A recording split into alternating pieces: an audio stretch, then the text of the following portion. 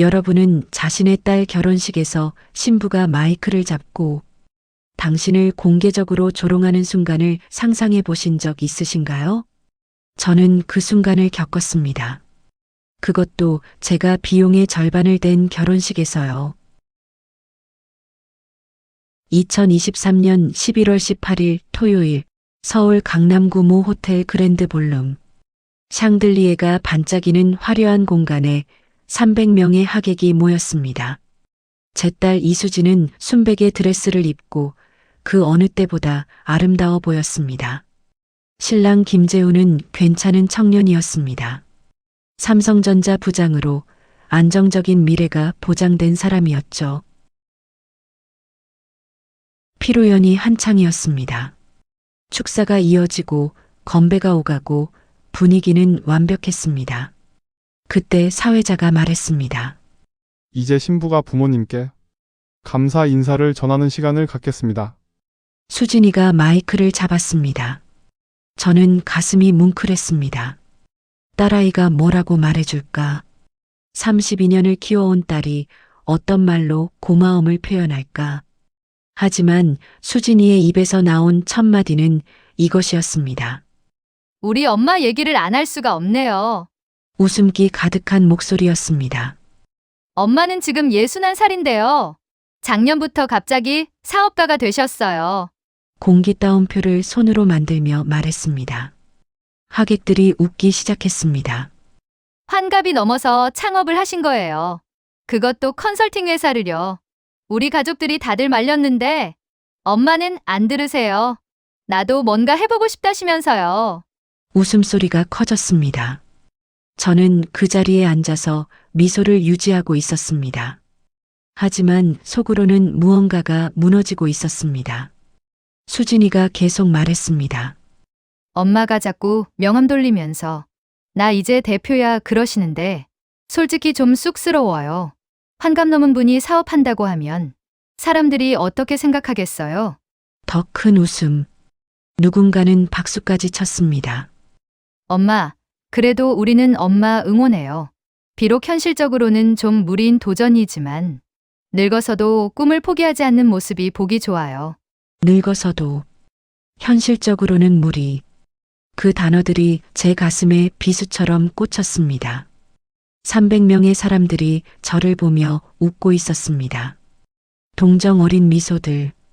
불쌍한 중년 여자가 젊은 사람들 따라 하려다 망신당하는구나 하는 표정들. 하지만 그들은 몰랐습니다. 그 300명 중 78명이 제가 소유한 회사의 직원이라는 사실을. 그리고 그 자리 3번 테이블에 조용히 앉아 계신 신랑의 직속 상사인 상무님이 실은 제 밑에서 일하는 사람이라는 사실을요. 저는 계속 미소를 지었습니다. 30초만 기다리면 되니까요. 하지만 이 이야기를 제대로 이해하시려면 2년 전으로 돌아가야 합니다. 제 이름은 박민경입니다. 올해 61살이고 2년 전까지는 평범한 중년 여성이었습니다. 30년간 대기업 기획실에서 일했습니다. 차장까지 올라갔죠. 승진이 더딘 편이었지만 저는 만족했습니다. 안정적인 월급, 괜찮은 복지, 20년 뒤 받을 연금까지 계산되어 있었으니까요. 그런데 2021년 8월 회사에서 명예퇴직 대상자 명단이 나왔습니다. 제 이름이 거기 있었습니다. 박 차장님, 죄송합니다. 조직 개편이라서요. 패키지는 넉넉하게 드릴 테니. 임원의 말을 들으며 저는 깨달았습니다. 아, 나는 이제 정리 대상이구나. 59세, 여자, 승진 한계선. 회사 입장에서는 더 이상 투자 가치가 없는 직원. 퇴직금은 2억 8천이었습니다. 30년의 대가치고는 쓸쓸한 금액이었습니다. 남편과는 5년 전에 이혼했습니다. 젊은 여자와 바람이 났더군요. 전형적인 중년 남성의 선택이었죠. 재산 분할로 7억을 받았지만 그것도 반은 아이들 결혼 자금으로 떼어놓은 상태였습니다. 딸 수진이는 30살이었고 재훈이라는 남자와 사귀고 있었습니다. 아들 동현이는 28, 대기업 다니는 모범 청년이었죠. 가족들은 제 퇴직 소식을 듣고 이렇게 반응했습니다. 엄마, 이제 좀 쉬어. 평생 일했잖아. 적당히 취미 생활하면서 노후 준비나 해. 애들 결혼 도와주고, 손주 봐주고, 그러면 되지. 저는 그 말을 들으며 이상한 기분이 들었습니다. 59세가 인생의 끝인가? 앞으로 30년을 그냥 쉬면서 보내라는 건가?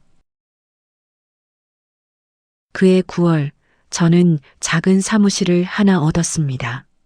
강남구 역삼동 건물 7층, 10평짜리 공간이었습니다.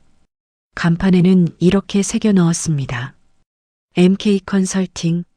민경의 이니셜이었지만 아무도 그 의미를 물어보지 않았습니다. 애초에 관심이 없었으니까요. 저는 30년간 기획실에서 배운 모든 것을 정리했습니다. 예산 수립, 조직 효율화, 프로세스 개선, M&A 자문. 제가 할 수 있는 일들의 목록은 생각보다 길었습니다. 첫 고객은 지인의 중소기업이었습니다. 직원 20명 규모의 제조업체였죠. 3개월간 무료로 컨설팅해 주었습니다. 그 회사는 제 조언대로 프로세스를 바꾸고 6개월 만에 수익이 40% 증가했습니다. 소문이 났습니다. 두 번째, 세 번째 고객이 왔습니다. 저는 수수료를 받기 시작했습니다. 프로젝트당 500만 원에서 시작해서 점점 금액이 올라갔습니다. 그런데 가족들의 반응은 차가웠습니다. 엄마, 그거 언제까지 할 건데? 나이 들어서 무리하지 마. 수진이가 말했습니다. 엄마가 무슨 사업을 해? 그냥 취미로 생각해. 제 여동생도 비슷했습니다. 언니, 나이 생각 좀 해. 이제 환갑인데 무슨 창업이야. 애들 걱정만 시키지 말고. 저는 그들에게 설명하려고 했습니다. 제가 정말로 실력이 있다는 것을, 고객들이 만족하고 있다는 것을, 매출이 늘고 있다는 것을. 하지만 그들은 듣지 않았습니다. 그들에게 저는 그냥 철없는 노년이었습니다. 2022년 여름, 저는 중요한 결정을 내렸습니다. 제가 컨설팅하던 중소기업 하나를 인수하기로 한 것입니다. 그 회사는 IT 유통업체였습니다. 매출 규모 연 50억, 직원 15명. 대표이사가 건강 문제로 회사를 정리하려고 했는데 저는 그 회사의 잠재력을 봤습니다. 인수 금액은 8억. 제 전 재산이었습니다. 가족들에게 말하지 않았습니다. 말하면 말릴 게 뻔했으니까요. 계약서에 서명하는 순간 손이 떨렸습니다. 만약 실패하면? 노후 자금을 다 날리면? 하지만 저는 제 판단을 믿었습니다. 회사를 인수하고 6개월 만에 저는 조직을 재편했습니다. 불필요한 중간 유통 단계를 없애고 직거래 방식으로 전환했습니다. 직원들에게 성과급 제도를 도입했고 마케팅 방식을 바꿨습니다. 1년 후 그 회사의 매출은 120억이 되었습니다. 그리고 2023년 초 저는 두 번째 회사를 인수했습니다. 이번에는 물류회사였습니다. 매출 80억 규모, 인수 금액 15억. 이번에는 은행 대출을 받았습니다. 첫 번째 회사를 담보로요. 그리고 그해 여름 세 번째 회사, 제조업체였습니다. 연 매출 200억, 인수 금액 35억.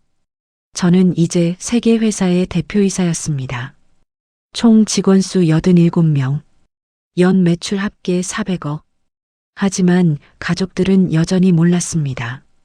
제가 여전히 작은 사무실에서 컨설팅 일 좀 한다고 생각했죠. 왜 말하지 않았냐고요? 처음에는 말하려고 했습니다. 하지만 그들의 반응이 너무 차갑다 보니 점점 말하기가 싫어졌습니다. 그리고 이상한 재미가 생겼습니다. 그들이 저를 무시하는 동안 저는 조용히 제국을 쌓아가고 있었습니다. 2023년 10월 수진이가 결혼을 발표했습니다. 신랑은 김재훈, 삼성전자 DS 부문 부장이었습니다. 엄마, 재훈이 정말 괜찮은 사람이야. 대기업 부장이고 집안도 좋고. 저는 축하해줬습니다. 딸아이가 행복해 보여서 기뻤습니다. 엄마, 결혼식 비용 좀 도와줄 수 있어? 얼마나 필요한데? 총 예산이 1억 2천인데 엄마가 6천 정도만 도와주면 안 될까? 저는 흔쾌히 오케이 했습니다. 통장 번호 보내. 엄마, 고마워. 근데 엄마, 결혼식 때 한 가지만 부탁할게. 뭔데? 엄마, 그 사업 얘기. 재훈이 회사 사람들한테는 하지 마. 좀 창피해서. 저는 전화기를 귀에서 떼고 한참을 그것을 바라봤습니다. 창피하다고요? 왜 창피한데? 엄마, 재훈이 회사 사람들은 다 삼성 임원들이야. 그런 사람들한테 엄마가 환갑 넘어서 창업했다고 하면 좀 그렇잖아. 뭐가 그런데? 그냥 엄마가 요즘 좀 철없어 보일까 봐. 있잖아. 나이 들어서 젊은 사람 따라한다고 하면 사람들이 좀. 저는 전화를 끊었습니다.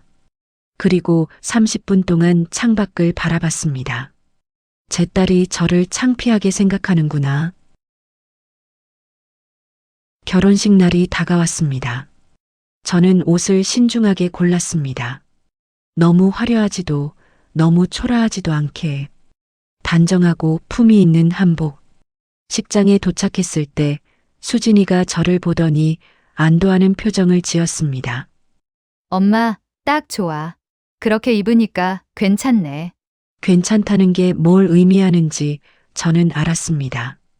튀지 않아서 다행이라는 뜻이죠. 예식이 시작됐습니다.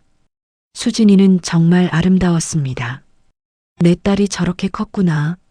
32년이라는 시간이 주마등처럼 스쳐 지나갔습니다. 신랑 측 하객들이 많았습니다. 삼성 임원들, 신랑의 대학 동기들, 친척들, 모두 잘 차려입은 사람들이었습니다. 피로 연장으로 이동했습니다. 300명이 앉을 수 있는 대형 홀이었습니다. 샹들리에가 반짝였고 음식은 풍성했고 분위기는 완벽했습니다. 저는 신부 측 가족 테이블에 앉았습니다. 제 여동생, 오빠 그리고 몇몇 친척들. 신랑 측 테이블을 둘러봤습니다. 3번 테이블에 앉은 50대 남성이 눈에 들어왔습니다. 신랑의 상사라고 들었습니다. 최상무라는 분. 저는 그분을 알고 있었습니다. 정확히는 그분이 저를 모를 뿐이었죠. 최상무는 삼성전자 DS 부문 상무였습니다. 그리고 그는 제가 소유한 IT 유통회사의 주요 거래처 담당자였습니다. 그는 MK 컨설팅 박민경 대표를 석 달 전에 만난 적이 있었습니다. 저희 회사와 삼성 간의 공급 계약 건으로요. 하지만 그는 제가 신부의 어머니라는 걸 몰랐습니다. 저 역시 그때는 그가 재훈이의 상사인지 몰랐고요. 피로연이 시작됐습니다. 축사가 이어졌습니다. 신랑 측 상사의 축사, 신부 측 친구의 축사. 모두 무난했습니다. 그리고 신부의 답사 시간이 왔습니다. 수진이가 마이크를 잡았습니다. 저는 가슴이 떨렸습니다. 딸아이가 무슨 말을 할까? 먼저 오늘 이 자리에 와주신 모든 분들께 감사드립니다. 수진이의 목소리는 밝고 명랑했습니다. 특히 저희 부모님께 감사드리고 싶어요. 아빠, 엄마, 저를 여기까지 키워주셔서 정말 고맙습니다. 저는 미소를 지었습니다. 특히 우리 엄마 얘기를 안 할 수가 없는데요. 웃음기가 섞인 목소리. 엄마는 올해 61살이세요. 근데 작년부터 갑자기 사업가가 되셨어요. 손으로 따옴표를 만들며 말하는 순간 제 미소가 굳었습니다. 환갑 넘어서 창업을 하신 거예요. 하객들이 웃기 시작했습니다. 호의적인 웃음이었지만 그 안에는 분명 조롱이 섞여 있었습니다. 우리 가족들이 말렸는데 엄마는 안 들으세요. 그래서 지금도 작은 사무실에서 컨설팅 일 하신대요. 더 큰 웃음. 엄마가 자꾸 명함 돌리시면서 나 이제 대표야 그러시는데 솔직히 좀 쑥스러워요. 제 얼굴이 화끈거렸습니다. 근데 여러분, 솔직히 환갑 넘은 분이 사업한다고 하면 어떻게 생각하세요? 일부 하객들이 고개를 끄덕이며 웃었습니다. 저도 처음엔 말렸어요. 엄마, 나이 생각해. 이제 좀 쉬어. 그랬는데 엄마는 고집이 세세요. 수진이가 저를 바라보며 웃었습니다. 애정 어린 눈빛이었지만 그 안에는 분명한 우월감이 있었습니다. 그래도 우리는 엄마 응원해요. 비록 현실적으로는 좀 무리인 도전이지만요. 그 순간 저는 깨달았습니다. 내 딸은 진심으로 나를 무능하다고 생각하는구나. 엄마, 늙어서도 꿈을 포기하지 않는 모습 정말 멋있어요. 그러니까 너무 무리하지는 마세요. 우리가 엄마 노후는 책임질 테니까. 박수가 터졌습니다. 저는 그 자리에 앉아서 계속 미소를 짓고 있었습니다. 하지만 제 옆에 앉은 여동생이 작은 소리로 말했습니다. 언니, 괜찮아? 저는 고개를 끄덕였습니다. 괜찮습니다. 아주 곧 모든 게 바뀔 테니까요. 수진이의 답사가 끝나고 피로연은 계속됐습니다. 사람들이 제게 다가왔습니다. 사모님, 사업하신다면서요? 대단하세요. 친척 아주머니의 목소리에는 동정이 가득했습니다. 나이 들어서 뭔가 해보시는 거 좋아요. 취미 삼아서요. 취미, 우리 남편도 퇴직하고 작은 가게 하나 하는데요. 그냥 시간이나 때우는 거죠. 돈은 크게 기대 안 해요. 저는 고개를 끄덕였습니다. 신랑 측 하객들도 비슷했습니다. 신부 어머님이시죠? 사업하신다고 들었어요. 무슨 일 하세요? 컨설팅입니다. 아, 컨설팅. 요즘 그거 많이들 하시더라고요. 나이 드신 분들이 작은 거 하나씩. 저는 웃으며 대답했습니다. 네, 작은 거 하나씩요. 그들은 제 말을 액면 그대로 받아들였습니다. 1시간쯤 지났을 때 화장실에 다녀오는 길에 복도에서 수진이와 들러리들의 대화를 우연히 들었습니다. 수진아, 너희 엄마 정말 대단하시다. 나이 들어서도 도전하시고. 응. 근데 솔직히 좀 걱정돼. 엄마가 너무 열심히 하시거든. 돈도 좀 쓰시는 것 같고, 많이 쓰셔? 사무실 월세도 내시고, 직원도 1명 쓰신다는데, 나중에 빚이라도 지시면 어떡하나 싶어. 에이, 그 정도는 괜찮지 않을까? 재훈이도 걱정하더라. 장모님이 사업하신다고 하니까 좀 부담스러워하는 것 같아. 혹시나 나중에 우리한테 도움 청하시면 어쩌나 하고. 제 심장이 얼어붙었습니다. 딸과 사위가 걱정하는 건 제 실패가 아니었습니다. 제가 그들에게 짐이 될까봐 걱정하는 거였습니다. 저는 화장실에 들어가 거울을 봤습니다. 61세 여자, 주름진 얼굴, 하지만 눈빛만은 살아있는. 저는 결심했습니다. 오늘 이 자리에서 진실을 밝히지는 않겠습니다. 딸의 결혼식을 망치고 싶지 않으니까요. 하지만 언젠가는 그들이 알게 될 것입니다. 피로연이 끝나갈 무렵 최상무가 제게 다가왔습니다. 신부 어머님이시죠? 인사드립니다. 저는 삼성전자 DS 부문 최진혁 상무입니다. 안녕하세요. 박민경입니다. 그의 얼굴에 순간적으로 이상한 표정이 스쳤습니다. 박민경 님이시라고요? 네, 혹시 MK 컨설팅이 그의 목소리가 낮아졌습니다. 저는 조용히 고개를 끄덕였습니다. 최상무의 얼굴이 하얗게 변했습니다. 아, 세상에. 제가 몰랐습니다. 박 대표님이 신부 어머님이신 줄은. 저도 최 상무님이 재훈이 상사인 줄 몰랐어요. 이럴 수가. 그는 주변을 둘러봤습니다. 그리고 목소리를 더 낮췄습니다. 대표님, 그럼 아까 신부분이 하신 말씀은 사실과 좀 다르죠. 좀이 아니라 완전히. 그는 말을 잇지 못했습니다. 대표님, 제가 너무 무례했습니다. 만약 제가 알았더라면. 괜찮습니다. 최 상무님. 저도 일부러 밝히지 않았으니까요. 하지만 신부분은 정말 모르시는 겁니까? 네. 제 가족은 아무도 몰라요. 최상무는 믿을 수 없다는 표정으로 저를 바라봤습니다.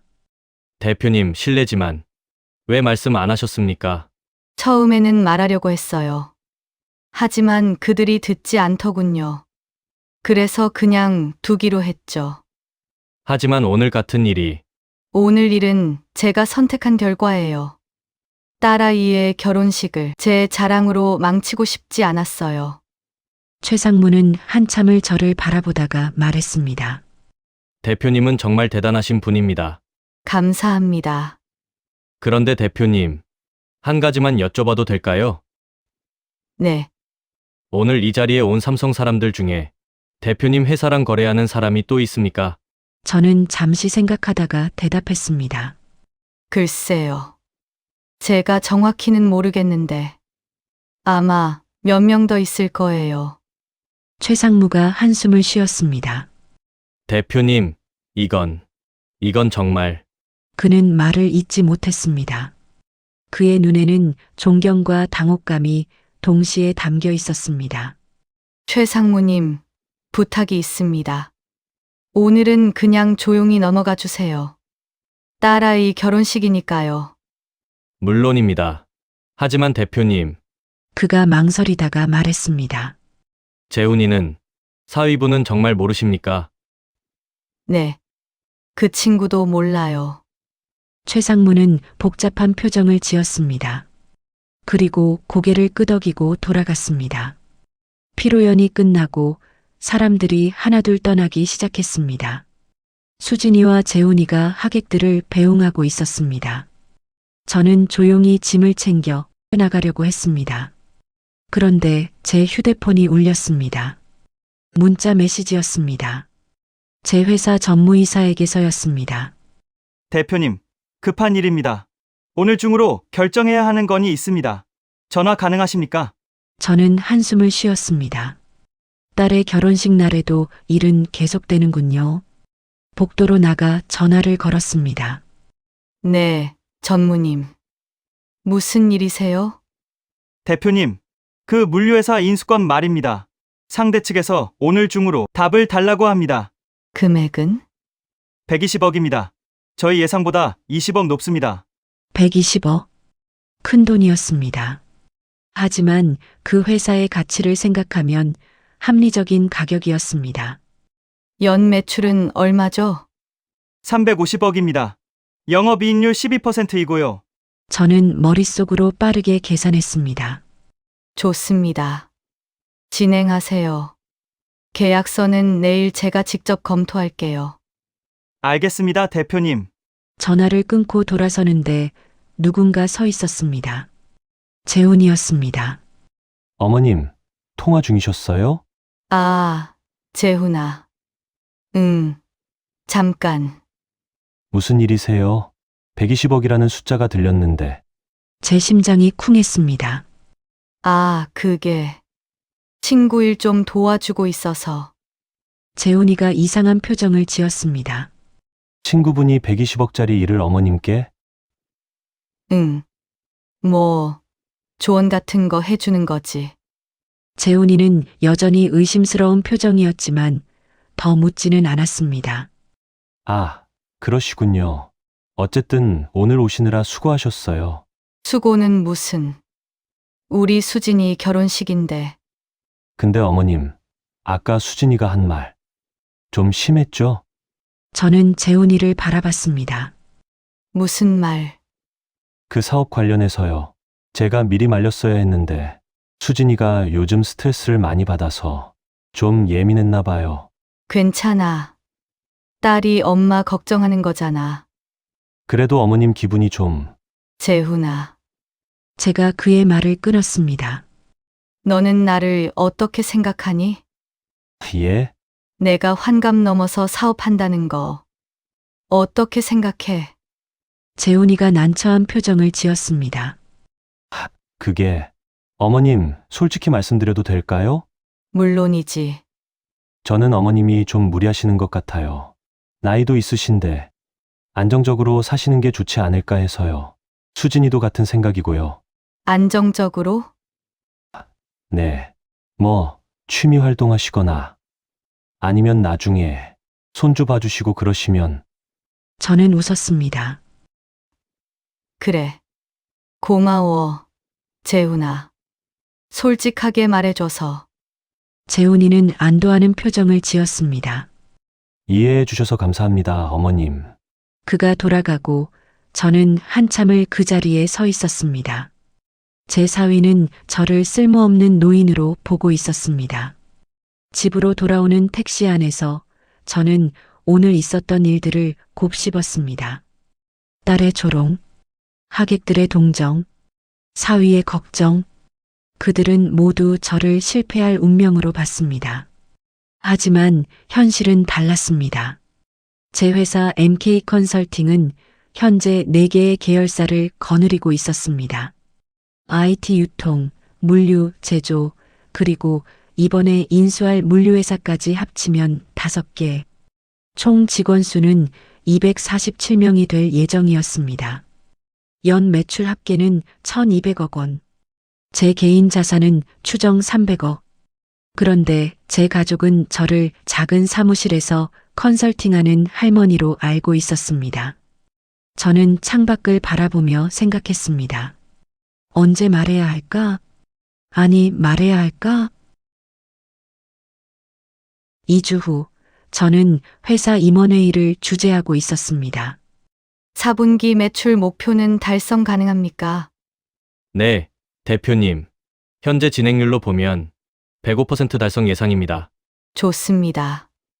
그리고 신규 인수권은 어떻게 됐습니까? 재무이사가 보고했습니다. 물류회사 인수가 어제 최종 승인됐습니다. 다음 주 월요일 계약 체결 예정입니다. 잘했습니다. 회의가 끝나고 저는 사무실에 홀로 남았습니다. 넓은 대표이사실, 통유리 너머로 강남의 빌딩 숲이 보였습니다. 2년 전만 해도 저는 해고된 직장인이었습니다. 그런데 지금은 5개 회사를 소유한 기업인이었습니다. 휴대폰이 울렸습니다. 수진이었습니다. 엄마, 나야. 응. 수진아. 신혼여행은 어땠어? 좋았어. 몰디브 정말 예쁘더라. 엄마도 나중에 가봐. 그래. 좋겠네. 엄마, 그건 그렇고. 엄마 요즘 사업은 어때? 제 손이 멈췄습니다. 왜 그러니? 아니, 그냥 너무 무리하지는 마. 엄마 나이에 스트레스 받으면 건강 안 좋아. 걱정 마. 엄마, 건강해. 그리고 엄마, 혹시 돈 필요하면 말해. 재훈이랑 얘기했는데 엄마 사업 적자 나면 우리가 좀 도와줄게. 저는 전화기를 꽉 쥐었습니다. 수진아. 엄마 사업이 적자 난다고 누가 그래? 아니, 그게 아니라 그냥 혹시나 해서. 작은 사업은 적자 나기 쉽잖아. 엄마 사업은 적자 안 나. 엄마, 자존심 상해하지 마. 나 엄마 걱정해서 하는 말이야. 저는 한참을 말없이 있다가 대답했습니다. 고마워, 수진아. 그런데 걱정 안 해도 돼. 엄마는 잘하고 있어. 알았어, 엄마. 그럼 다음 주에 저녁 먹자. 재훈이도 데리고 갈게. 그래. 전화를 끊고 저는 의자에 깊이 몸을 묻었습니다. 제 딸은 진심으로 저를 동정하고 있었습니다. 그날 저녁 집에서 혼자 와인을 마시고 있는데 여동생에게서 전화가 왔습니다. 언니, 나 미정이야. 응. 언니, 수진이 결혼식 내가 좀 신경 쓰였어. 뭐가? 수진이가 언니 사업 얘기를 너무 우스갯소리로 한 것 같아서. 언니 기분 안 나빴어? 괜찮아. 근데 언니, 솔직히 나도 걱정돼. 언니가 요즘 너무 일에 매달리는 것 같아. 나이도 있는데. 미정아, 나 이제 환갑 넘었다고 아무것도 못하는 사람 아니야. 아니, 그게 아니라. 언니. 우리가 언니 무시하는 거 아니야. 걱정하는 거지. 무시랑 걱정이 뭐가 다른데? 언니. 미정아, 내가 지금 하고 있는 일이 뭔지 너 알아? 그게 작은 컨설팅 회사 운영하는 거 아니야? 작은 회사. 응. 언니가 그랬잖아. 저는 한숨을 쉬었습니다. 그래. 작은 사무실이지. 그러니까 내 말이 그거야. 언니. 그 정도로 만족하고 이제 좀 쉬어. 너무 무리하지 말고. 저는 전화를 끊었습니다. 그리고 와인잔을 비웠습니다. 제 가족들은 저를 만족해야 할 수준을 이미 정해놓고 있었습니다. 작은 사무실, 작은 매출, 작은 꿈. 그게 61세 여자에게 허락된 한계라고 생각하는 거였습니다. 3개월이 흘렀습니다. 2024년 2월, 저는 또 다른 기회를 잡았습니다. 중견 IT 기업이 매물로 나왔습니다. 연 매출 800억 규모의 소프트웨어 개발사였습니다. 인수 금액은 180억. 이번에는 고민이 좀 됐습니다. 금액이 컸으니까요. 하지만 실사 결과는 좋았습니다. 기술력도 있고 고객사도 탄탄했습니다. 저는 결정했습니다. 그리고 그 회사의 주요 고객사 중 하나가 삼성전자라는 것을 알게 됐습니다. 정확히는 재훈이가 일하는 DS 부문이었습니다. 인수를 완료한 후 저는 그 회사의 영업이사에게 물었습니다. 삼성 DS 부문 담당자가 누구죠? 김재훈 부장입니다. 제 심장이 뛰었습니다. 김재훈 부장. 어떤 사람인가요? 능력은 있는데 좀 까다로운 편입니다. 단가 후려치는 걸 좋아해요. 저는 웃음이 나왔습니다. 제 사위가 제 회사를 상대로 단가 후려치기를 하고 있었던 겁니다.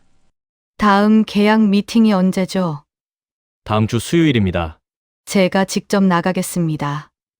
예? 대표님이 직접이요? 네. 그 부장이랑 제가 할 얘기가 있어서요. 다음 주 수요일 삼성전자 본관. 저는 정장을 말끔히 차려입고 회의실에 들어갔습니다. 재훈이가 앉아 있었습니다. 그리고 그의 옆에는 최상무도 있었습니다. 재훈이가 저를 보는 순간 얼굴이 굳었습니다. 어머님? 최상무도 놀란 표정이었지만 그는 이미 상황을 알고 있었습니다. 안녕하세요. 삼성전자 여러분. 저는 MK 컨설팅 대표이사 박민경입니다. 회의실이 조용해졌습니다. 재훈이가 말을 더듬었습니다. 어머님이 MK 컨설팅 대표님이시라고요? 네. 그렇습니다. 그럼 어머님이 이 회사 사장님이시라는. 정확히는 이 회사를 포함해서 5개 회사의 대표이사입니다. 재훈이의 입이 벌어졌습니다. 최상무가 개입했습니다. 재훈 부장. 오늘 미팅은 내가 진행하지. 자네는 좀 진정하고. 저는 미팅 자료를 펼쳤습니다. 오늘은 내년도 공급 계약건에 대해 논의하러 왔습니다. 저희 회사는 삼성과 3년째 거래하고 있고 그동안 납기나 품질에서 문제가 없었습니다. 최상무가 고개를 끄덕였습니다. 네. 저희도 만족하고 있습니다. 다만 올해 계약 단가가 작년 대비 15% 삭감됐습니다. 이는 저희 원가를 고려할 때 지나친 감액입니다. 재훈이가 끼어들었습니다. 어머님, 아니 대표님. 그건 시장 상황을 고려한. 김 부장님, 제 목소리가 차가워졌습니다.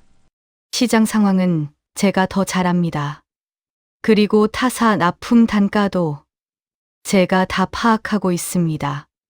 삼성이 저희한테만 유독 가혹한 조건을 제시하고 계십니다. 재훈이의 얼굴이 빨개졌습니다. 그건 저희는 올해 단가를 작년 수준으로 회복시켜달라고 요청합니다.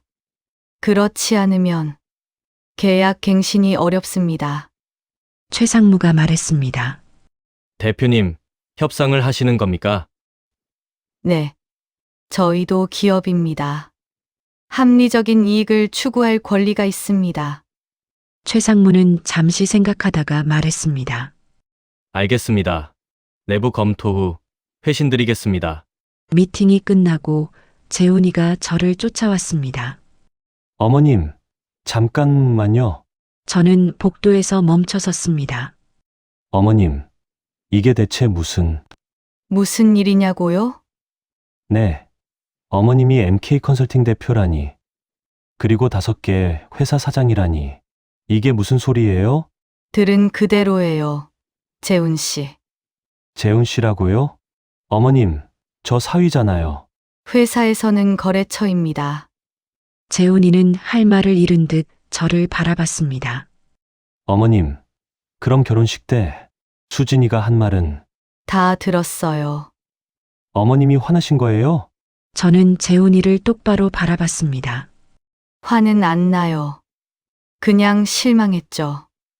어머님, 재훈 씨. 당신은 나를 무능한 노인으로 봤어요. 수진이도 마찬가지고. 그래서 나는 말하지 않기로 했죠.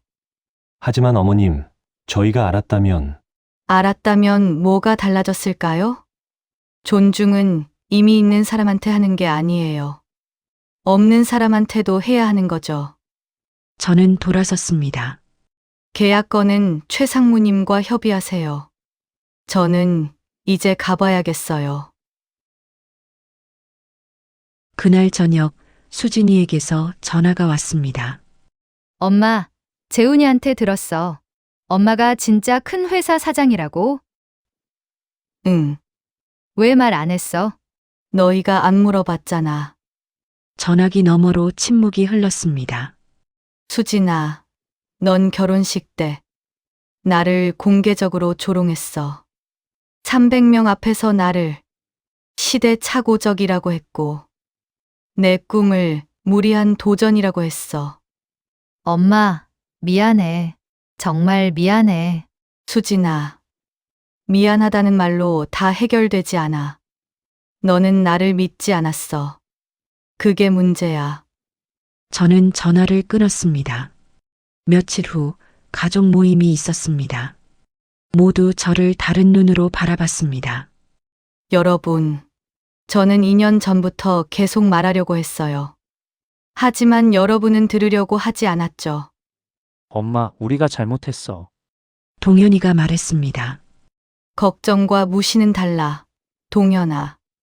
너희는 나를 불쌍한 노인으로 봤어. 현실을 모르고 헛된 꿈을 꾸는 사람으로. 재훈이가 조심스럽게 말했습니다. 어머님, 정말 죄송합니다.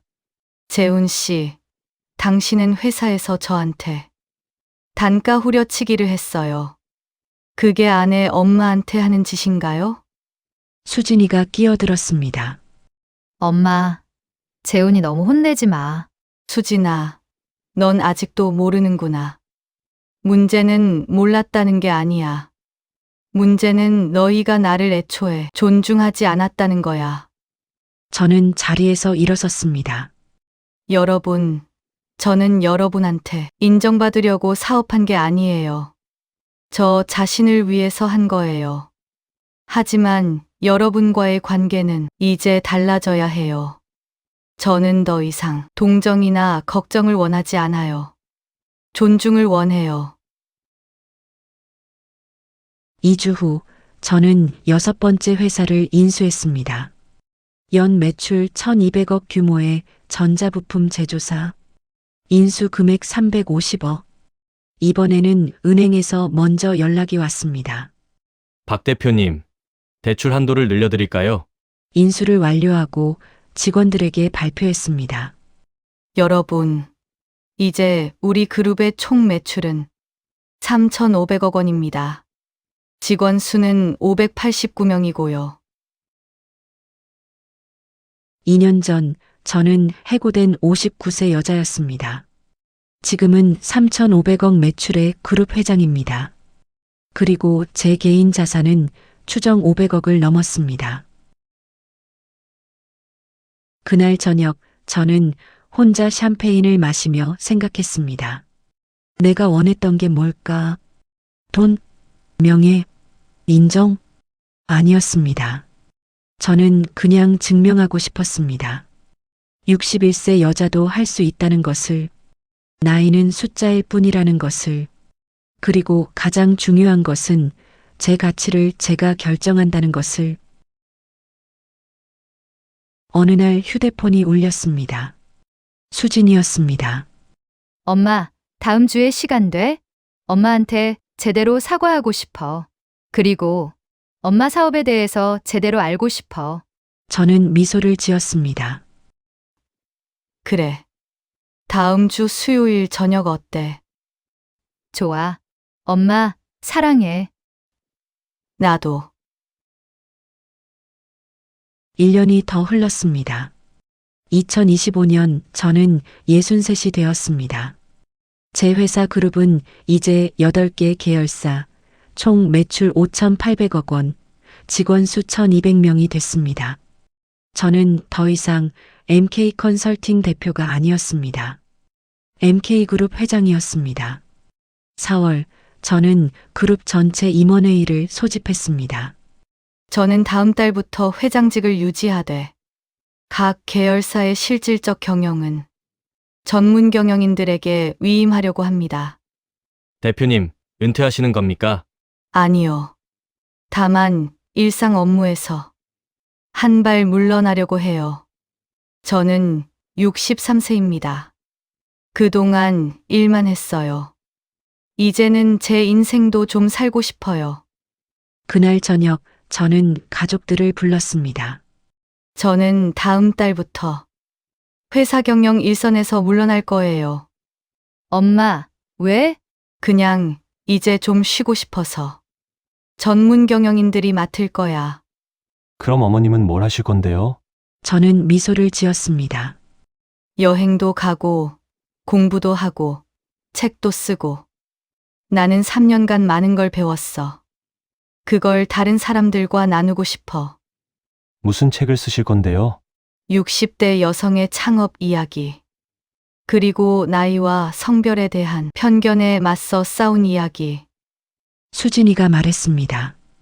엄마, 나도 그 책 쓰는 거 도와줄게. 지난 1년간 수진이는 많이 달라졌습니다. 더 이상 저를 불쌍한 엄마로 보지 않았습니다. 한 달 후, 저는 첫 해외여행을 떠났습니다. 혼자 이탈리아 토스카나 3주간의 여행. 저는 매일 아침 산책을 하고 오후에는 카페에 앉아 사람들을 구경했습니다. 그리고 저녁에는 노트북을 펴고 책을 썼습니다. 61세에 시작한 나의 반란. 첫 문장은 이렇게 시작했습니다. 나는 61세에 해고당했다. 그리고 그것은 내 인생 최고의 선물이었다. 여행에서 돌아온 후 저는 시니어 여성 창업가 네트워크를 만들었습니다. 50대 이상 여성들의 창업을 돕는 비영리 조직이었습니다. 첫 모임에 30명이 왔습니다. 모두 저와 비슷한 이야기를 가지고 있었습니다. 여러분, 우리는 너무 많은 것을 포기하며 살아왔습니다. 꿈을, 야망을, 자존감을. 하지만 이제는 다릅니다. 우리에게도 시간이 있습니다. 저는 그들에게 제 이야기를 들려줬습니다. 딸의 결혼식에서 있었던 일, 가족들의 조롱, 그리고 그 후 3년간의 여정. 저는 증명했습니다. 61세에도 할 수 있다는 것을. 여러분도 할 수 있습니다. 6개월 후 제 책이 출간됐습니다. 책은 베스트셀러가 됐습니다. 첫 달에 5만 부가 팔렸습니다. 서점 사인회에는 대부분 5, 60대 여성들이 줄을 섰습니다.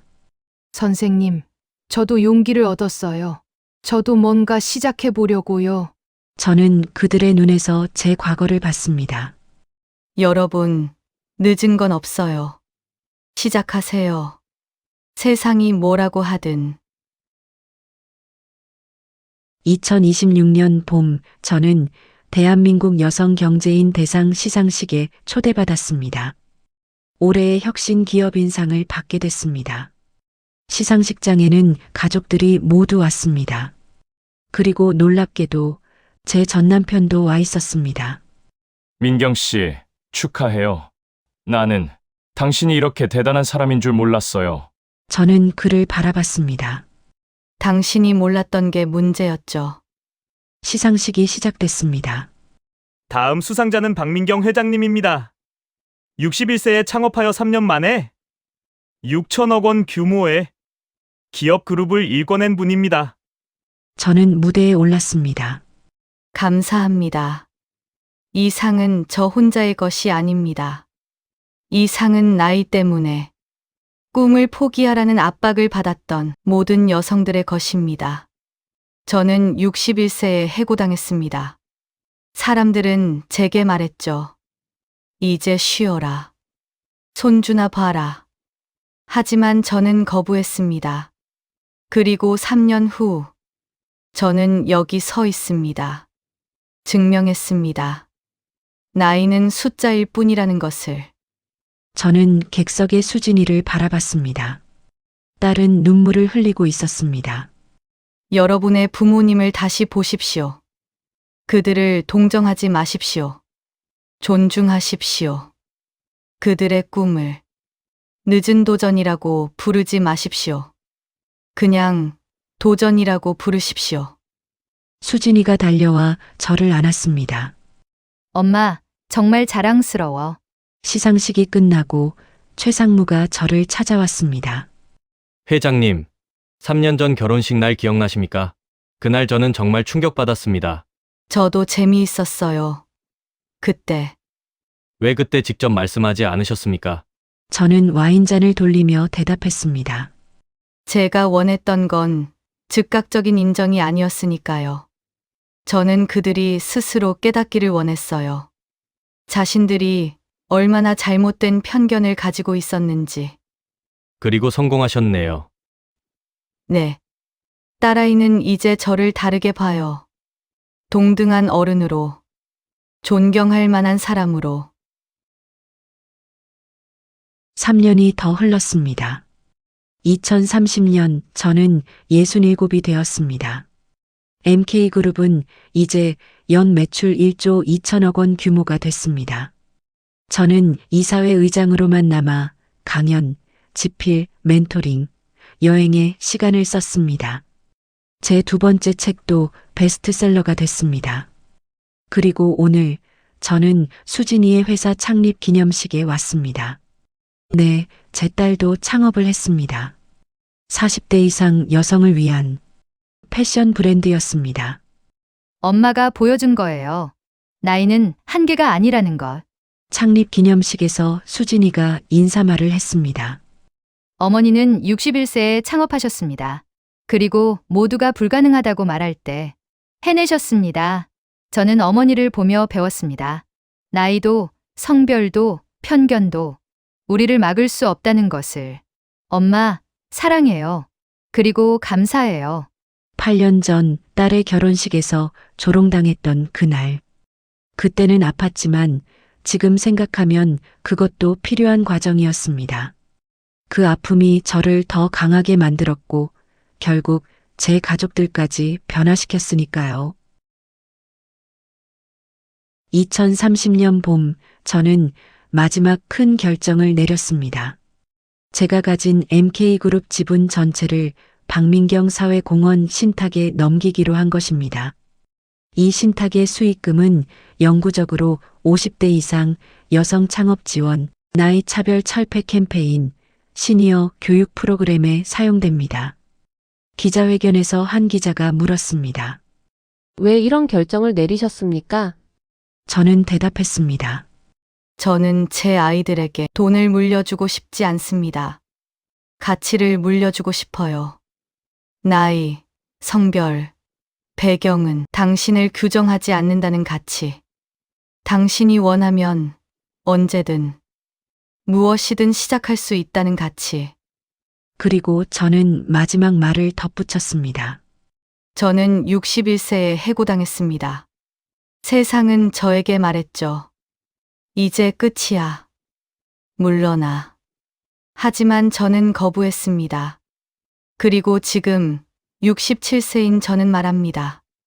끝은 우리가 정하는 겁니다. 세상이 아니라. 그날 밤 저는 발코니에 서서 별을 바라봤습니다. 제 인생에서 가장 행복한 순간이었습니다. 저는 증명했습니다. 나이는 숫자일 뿐이라는 것을, 여자도 할 수 있다는 것을, 늦은 시작은 없다는 것을, 그리고 가장 중요한 것, 우리의 가치는 다른 사람이 아닌 우리 스스로가 정한다는 것. 휴대폰이 울렸습니다. 수진이에게서 온 문자였습니다. 엄마, 오늘 기사 봤어. 정말 자랑스러워. 엄마는 내 영웅이야. 사랑해, 엄마. 저는 답장을 보냈습니다. 고마워, 딸. 그 일이 나를 강하게 만들었어. 오히려 고마워. 네가 나를 깨우쳐줘서. 사랑한다. 별이 반짝였습니다. 그리고 저는 깨달았습니다. 제 인생에서 가장 아팠던 순간이 결국 가장 큰 선물이었다는 것을. 61세에 받은 해고장, 딸의 결혼식에서 받은 조롱, 그 모든 것이 저를 여기까지 데려왔습니다. 그리고 이제 67세의 저는 말할 수 있습니다. 나는 후회 없이 살았다고. 나는 증명했다고. 그리고 나는 행복하다고.